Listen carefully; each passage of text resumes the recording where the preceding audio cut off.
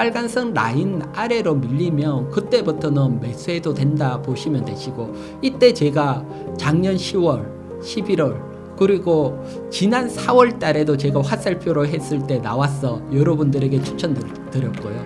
이번 상승 사이클의 대장은 SK하이닉스로 보니까 21 이동평균선 조정에는 없으신 분들은 또 채우시기 바라고요.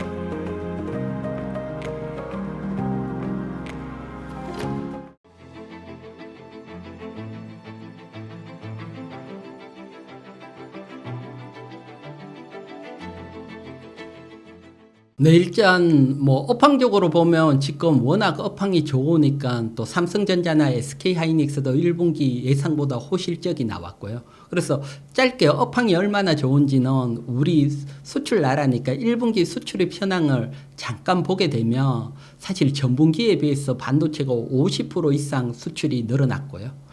말이 50%지 엄청나게 늘어났는 거죠. 여기에다가 역대 2위 수준이고, 또 반도체 가격은 계속해서 상승을 할 걸로 봅니다. 반도체 가격을 잠깐 보도록 할게요.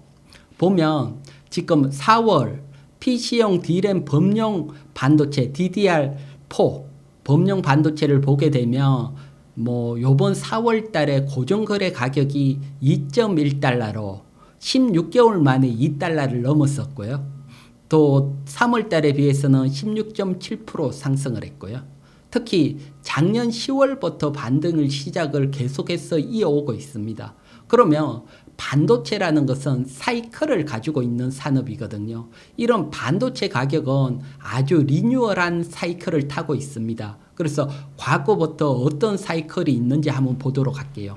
보게 되면 요거는 반도체, D램 반도체 YOY 전년도에 비해서 올해 얼마나 상승을 했느냐 나타내는 그래프입니다.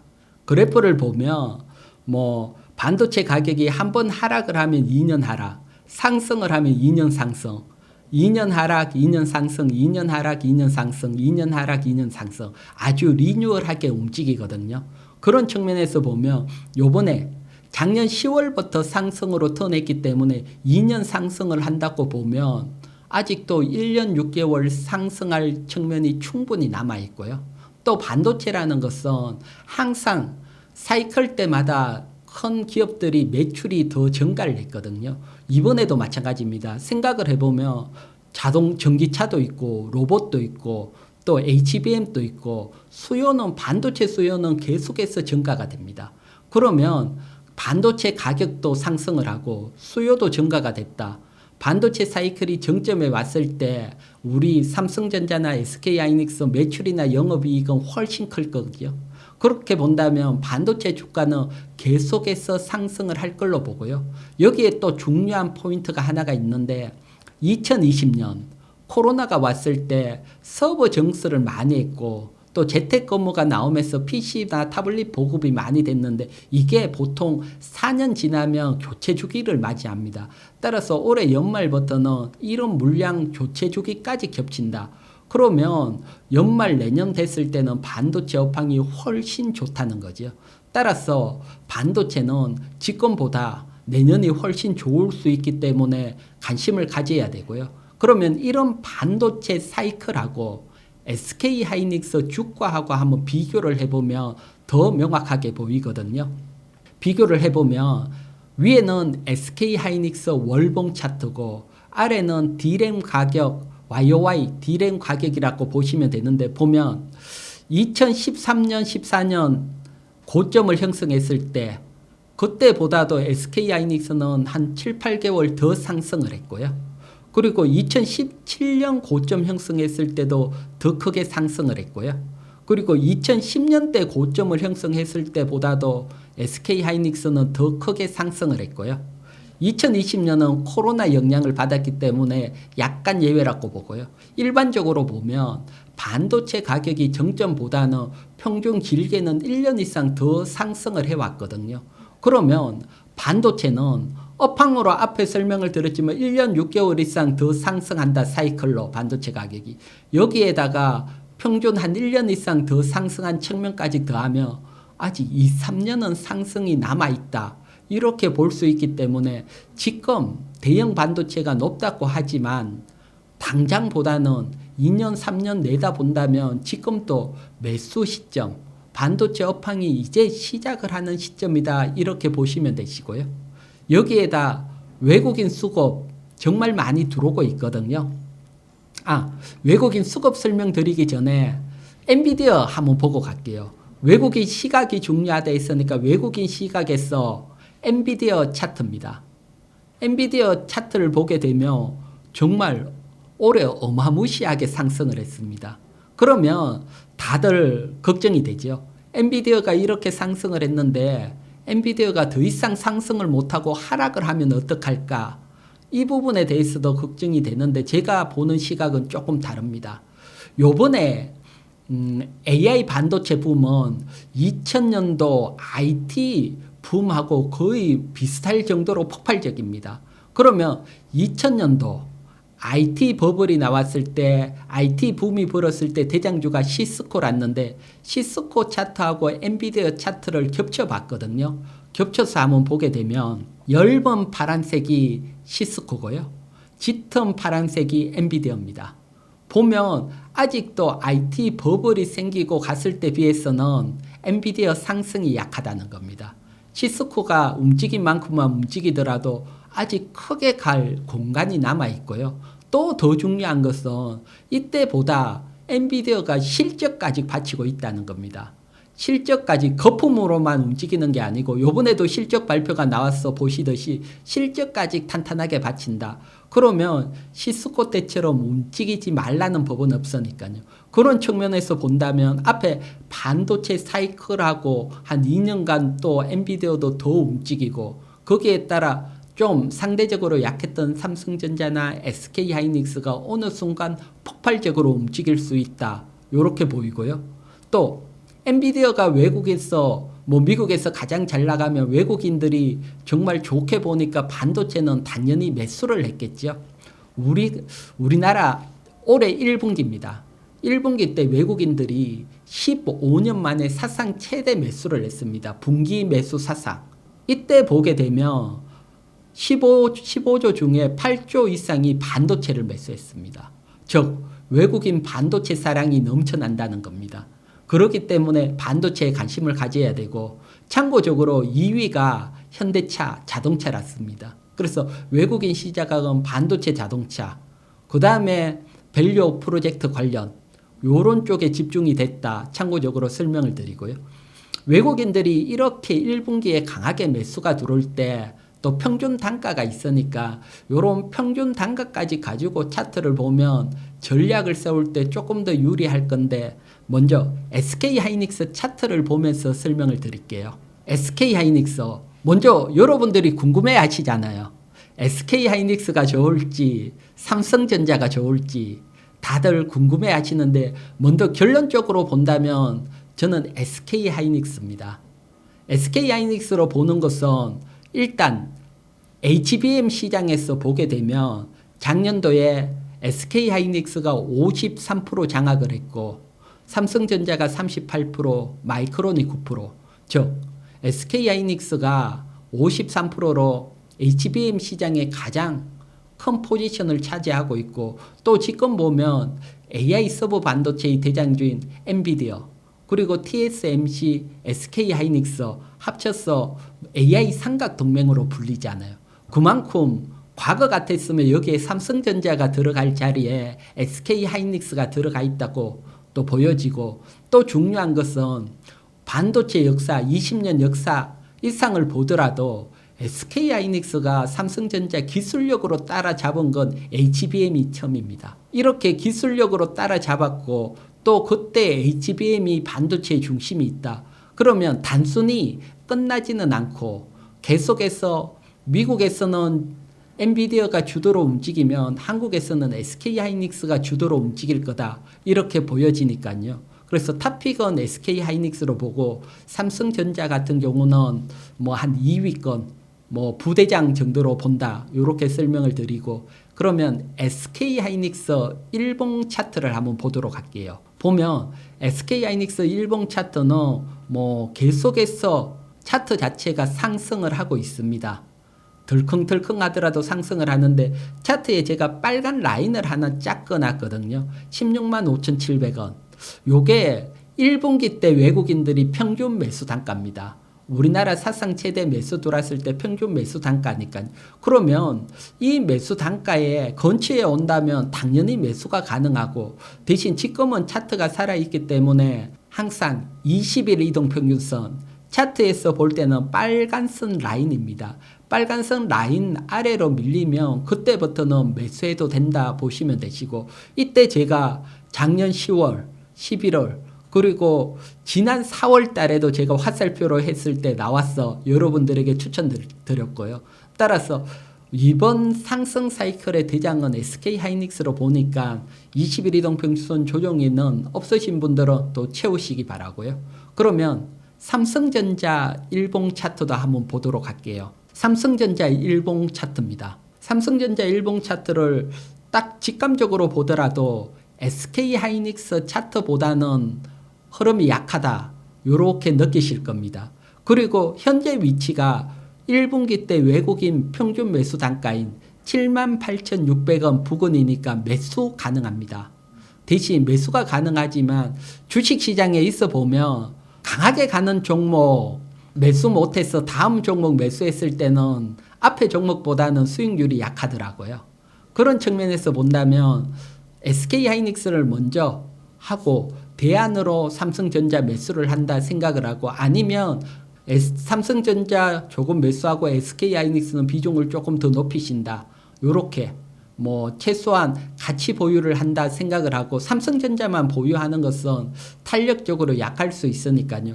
그거는 제가 이제 추천드리지는 않고, 대신 보수적으로 나는 천천히 가더라도 안정하게 갔으면 좋겠다, 변동성이 약하게, 그러신 분들은 뭐 삼성전자만 매수도 가능하다 설명을 드릴게요. 자, 그러면 우리가 삼성전자가 좀 약한 부분이 있는데, 이렇게 SK하이닉스나 삼성전자에 비해서 차트가 약한 이유는 다른 것보다는 크게 두 가지 부분이 있어 보입니다. 첫 번째는 역시 HBM입니다. HBM 쪽에서 SK하이닉스는 뭐 엔비디아에 독점 공급을 하고 있는데, 아직 삼성전자는 테스트를 통과하지 못했다 했다 이런 어떤 얘기들이 불거지고 있고, 아직은 테스트를 통과하더라도 막대한 물량을 받기는 쉽지 않거든요. HBM 같은 경우는 고객이 발주를 했는 것만 만들 수 있으니까 그런 측면에서 보면 아직은 시간이 좀 필요할 수 있고, 또 두 번째로 삼성전자가 D램 반도체에는 큰 성과를 내는데 그거보다 시장에서 바라는 것은 파운드리 시장입니다. 파운드리 시장에서 성과를 내주기를 바라고, 거기에서 성과가 나온다면 또 주가가 강하게 움직일 건데, 4분기 파운드리 시장 점유율을 보게 되면 작년 3분기보다 작년 3분기 12.4%에서 4분기 때 11.3%로 오히려 줄었어요.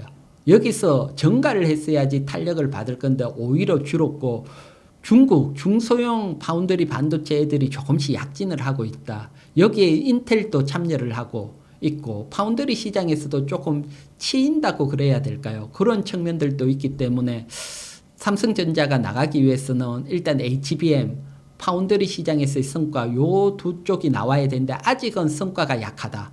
물론 성과가 나오면 움직일 수는 있지만 그걸 보고 먼저 매수하기보다는 벌써 성과를 내고 주도하고 있는 SK하이닉스 쪽에 보는 게 좋아 보입니다. 일단 먼저 1분기 때 미국의 ASML, 뭐 반도체 장비주 중에 가장 대장이죠. ASML의 어닝 쇼크가 나왔거든요. 그런 측면에서 보게 되면 반도체 장비주들은 또 실적이 아주 좋게 나온 것 아니에요, 우리도. 그렇게 보면 일단 뭐 한미 반도체라든가 정말 크게 월봉으로 보면, 일봉이 아니고 크게 상승을 했던 종목들은 이제 조심을 해야 된다. 조심을 해야 된다 설명을 드리고, 또 삼성전자 올해 1분기 때 흑자 전환을 하듯이 실적 포지션에 좀 베이스를 두면서 이제 좀 봐야 되지 않을까 생각이 들고요.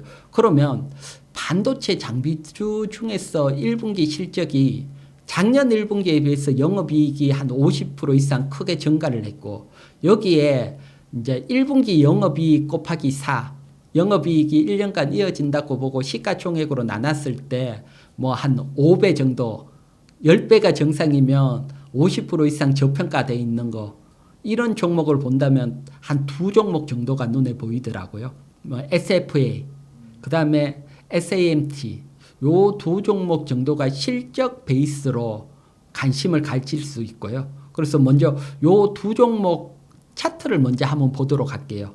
보면 SFA 차트입니다. SFA 차트를 보면 1분기 영업이익이 작년 1분기 때 257억에서 올해 1분기 546억으로 112% 증가를 했습니다.